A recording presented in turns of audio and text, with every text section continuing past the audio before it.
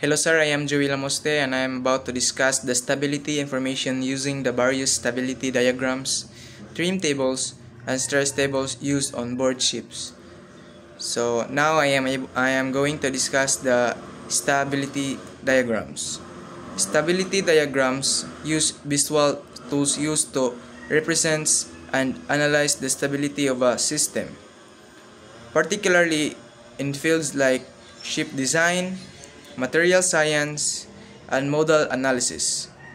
So, ang stability diagrams they are visual tools. So, mga visual tools siya nga gamiton para mag-represent o para mag-analyze the stability of a system. Yana, particularly of fields like ship design, material science, and modal analysis. They help determine the information, the equilibrium conditions, identify the stable and unstable regions, and predict the behavior of a system under various conditions. So, our stability diagrams kay will help determine the equilibrium condition, identify stable. So, ma-identify nila ang stable or unstable. O ma-predict po nila ang behavior of a system under various conditions. So, ilahang matagna. The second one is trim tables. In the context of maritime, vessels are used to determine the change in drafts forward and aft of a ship when loading, discharging, or shifting cargo or ballast. They help in calculating effects of weight distribution on a ship's overall balance and stability. So, the trim tables kuno kay in the context of maritime vessel ay kay gigamit ni para ma-determine ang change in draft. So ang iyahang draft sa tubig, iyahang gibukaton, iyahang tiglom. Then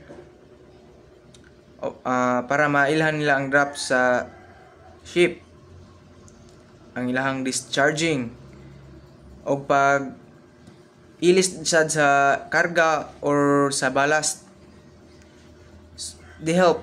So makatabang ni sila for calculating the effects of weight distribution. So mag-calculate sila sa mga gibugaton sa barko, overall balance and stability. So ang ihapong stability mag-calculate po na nila. And the third one is stress tables. Stress tables can refer for two distinct concepts: a visual tool for studying word stress in English, and a tool for identifying and managing stress levels in daily life. So, stress tables kay naay duha ka type, ka distinct concepts.